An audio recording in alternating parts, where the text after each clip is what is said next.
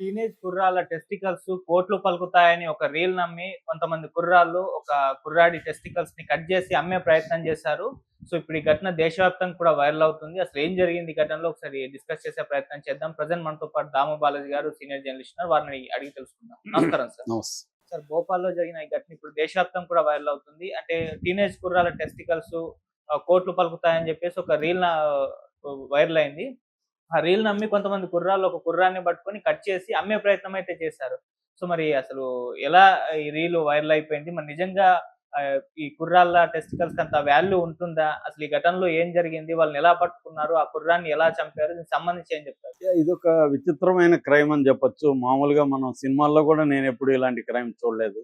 అలాంటిది టీనేజర్స్ కొంతమంది ఇంకొక టీనేజర్‌ని వృషణాల కోసం చంపడం అనేది ఫస్ట్ టైం నేను వింటున్నాను. ఇదొక వింత క్రైమ్‌గా చెప్పుకోవచ్చు. సో ఇది ఎలా జరిగింది? దీని తర్వాత పోలీసులు ఎలా పట్టుకున్నారు? దీంట్లో సోషల్ మీడియా రోల్ ఏంటి? ఈ కుర్రాళ్ళు ఎందుకు ఈ పని చేయాల్సొచ్చింది? నిజంగానే వృషణాలకి అంత రేట్ ఉందా? వాటిని దేనికి వాడతారు? అది కూడా గల్ఫ్‌లో రేట్ ఉందని చెప్తున్నారు. గల్ఫ్‌లో నిజంగా ఉందా? దీనికి సంబంధించి డాక్టర్లు ఏమంటున్నారు? ఈ విషయాల గురించి మాట్లాడుకుందాం. సో ఇది భోపాల్లో జరిగింది. మధ్యప్రదేశ్ భోపాల్లో అక్కడ జోహాబ్ ఖాన్ అని ఒక అబ్బాయి బీబీఏ సెకండ్ ఇయర్ చదువుతుంటాడు. అయితే ఆ అబ్బాయి కొంతమందిని నమ్మించడం కోసం తాను డాక్టర్ అని చెప్పుకుంటూ ఉంటాడు. డాక్టర్ సంబంధించి కోటు, స్టెటస్కోపు, మిగతా ఎక్విప్మెంట్ అంతా కూడా ఆన్లైన్లో తెప్పించి చాలామందికి నేను డాక్టర్ కోర్స్ చేస్తాను అని చెప్పుకుంటాడు. యాక్చువల్గా అబ్బాయి bachelor of business administration so second year చదువుతున్నాడు.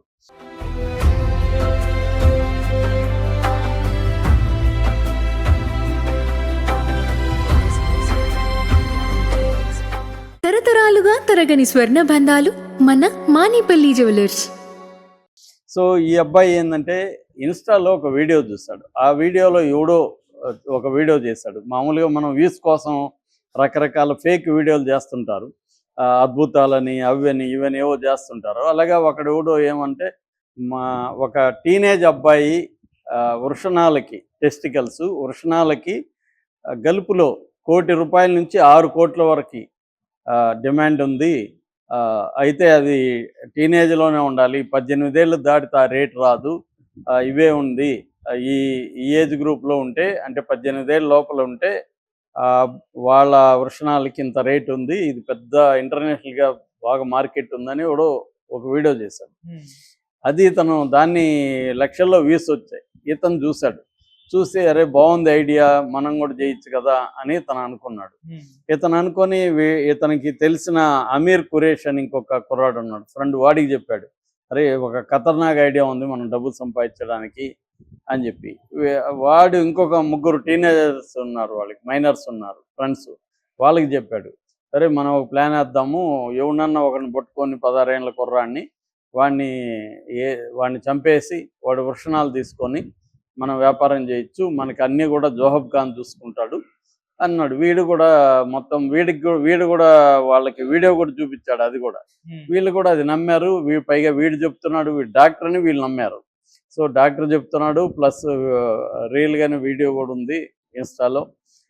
ఈజీ కదా ఇది, ఎవరినో ఒక కుర్రాన్ని వేసేస్తా అని చెప్పి వీళ్ళు ఏం చేశారంటే, పేదగా ఉండే ఎవరినైనా వీధుల్లో ఉంటారు కదా పేద పిల్లలు, అలాంటి వాళ్ళు అయితే పెద్దగా వాళ్ళ ఇంట్లో వాళ్ళు కూడా పెద్ద పట్టించుకోరు అని చెప్పి 2 అటెంప్ట్లు చేశారు. ఫస్ట్ ఒక అటెంప్ట్ చేస్తే వాడు ఎవడో వస్తానన్నట్టు రాలేదు. రెండో అటెంప్ట్ కుర్రాడిని పట్టుకుపోతే వాడికి అనుమానం వచ్చి వీళ్ళని దొబ్బేసి వాడు పరిగెత్తి వెళ్ళిపోయాడు. వాడిని ఇంకా చంపబోతున్నారు. ఆ టైంలో వాడికి డౌట్ వచ్చేసింది. డౌట్ వచ్చి వాడు పారిపోయాడు. ఈ 3వ అటెంప్ట్ ఏం చేశారంటే, మొన్న 6వ తేదీ ఒక అబ్బాయిని వీళ్ళు, రేహాన్ అబ్బాయి పేరు, అబ్బాయి ఏంటంటే అక్కడ ఇక్బాల్ మైదాన్ అని ఉంటుంది మోతీ మసీదు. ఆ మోతీ మసీద్ దగ్గర పెన్నులు, కీ చైన్లు అమ్ముతుంటాడు అబ్బాయి. 16 ఏళ్ళ అబ్బాయికి. వాళ్ళ నాన్న చనిపోయాడు, వాళ్ళ అమ్మ వాళ్ళ సిస్టర్స్ వాళ్ళు ఉన్నారు, వాళ్ళ ఫ్యామిలీకి ఇతనే ఆధారం. సో ఇతను అందుకని ఈ రోజు ఇవి అమ్ముకొని ఇంటికి వెళ్ళి డబ్బులు ఇవ్వాలి, అలాగా అమ్ముతుంటాడు. వీడిని కన్నేశారు. వీళ్ళకి తెలుసు, అప్పుడప్పుడు పలకరిస్తుంటారు అనమాట, ఫ్రెండే వీడు. సో ఆ రెహాన్ దగ్గరికి వెళ్ళి ఇలాగ ఒక గొడవ ఉంది, వేరే వాళ్ళకి మనకి గొడవ ఉంది, కొట్టుకోవాలి, నువ్వు ఊరికే వచ్చి అంటే గుంపులో ఉంటే నీకు 100 రూపాయలు ఇస్తాంరా, గంట టైం అన్నాడు. వాడు గంటకి 100 రూపాయలు ఇస్తుంది. వాడు కీ చైన్లో అమ్ముకోవాలి కదా, రోజంతా అమ్మినా వాడికి పెద్ద డబ్బులు రావు. వీళ్ళేదో గంటకి 100 రూపాయలు ఇస్తాను అంటున్నారు కదా అని ఆ అబ్బాయి వీళ్ళతో కూడా వచ్చాడు. వీడిని తీసుకెళ్ళి అక్కడ బడా తలాబ్, చోటా తలాబ్ అని 2 ఉంటాయి. బడా తలాబ్ అంటే పెద్ద చెరువు, చిన్న చెరువు. అక్కడ ధోబీ ఘాట్ ఒకటి ఉంది, ఆ ఏరియా జనం ఉండరు అనమాట. అక్కడికి తీసుకెళ్లారు.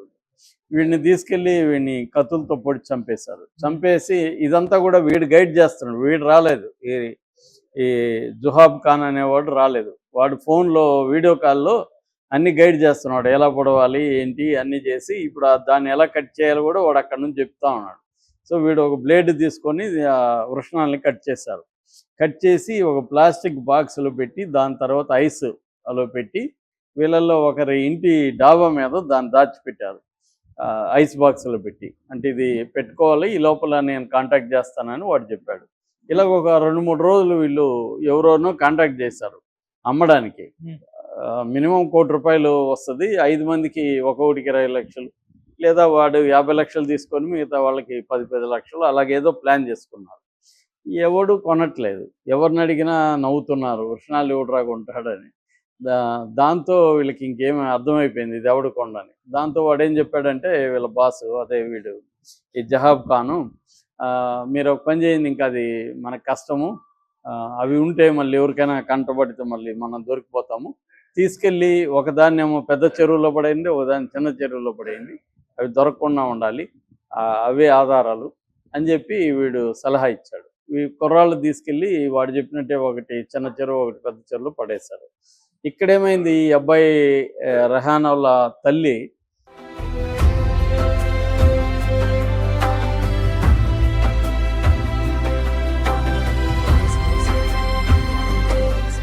తరతరాలుగా తరగని స్వర్ణ బంధాలు మన మానిపల్లి జ్యువెలర్స్.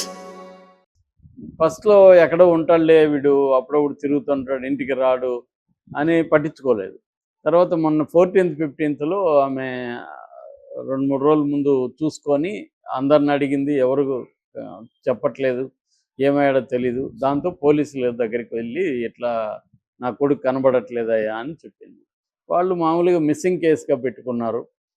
ఈ లోపల ఎవరికో అక్కడ చెరువు దగ్గర వీడి శవం దొరికింది. ఆ చెరువులో పడేశారు శవం కూడా.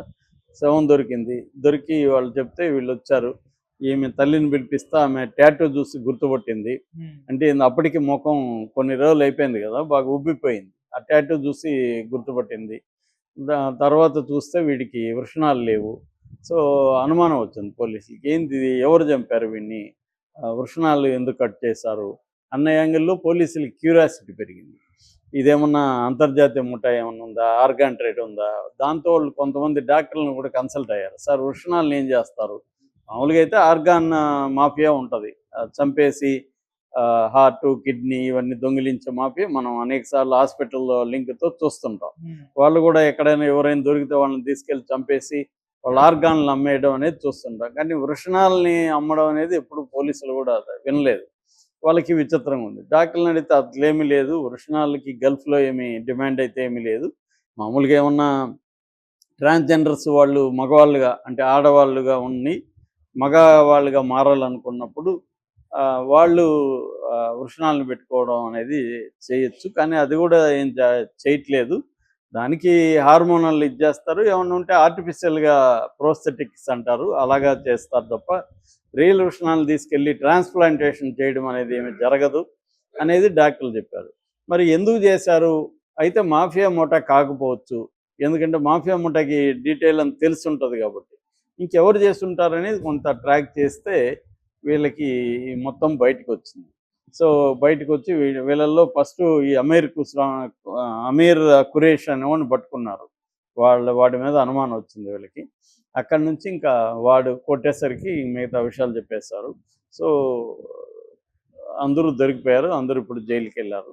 ఆ వృషణాలు మాత్రం దొరకట్లే, గజయితగాళ్ళను పెట్టి ఎతికిస్తున్నారు. కానీ ఎందుకంటే అవి దొరికితే కేసుని మరింత స్ట్రాంగ్గా ఎస్టాబ్లిష్ చేయొచ్చు, ఎందుకంటే దీనికోసమే కదా జరిగింది.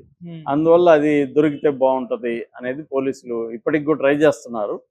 కానీ అక్కడ చెరువులో వీళ్ళు ఎక్కడ ఇసిరేశారు ఏంటి, అది బురదలో ఉన్నాయి, కింద మట్టి ఉంది, దాంట్లో ఎక్కడ దొరుకుతాయా లేదనేది ఇప్పుడు అందరికీ అనుమానం.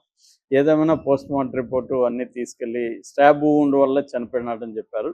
సో ఇది అంటే ముగ్గురు మైనర్లు, ఇద్దరు జస్ట్ మైనారిటీ తీరిన, వీళ్ళకి కూడా 18 ఏళ్ళ ఏజ్ గ్రూపే అనమాట. సో వీళ్ళు చేశారు. ఇప్పుడు మైనర్లేమో జువెనైల్ జస్టిస్ బోర్డులో ప్రవేశపెట్టి వాళ్ళని జువెనైల్ హోమ్కి పంపించారు.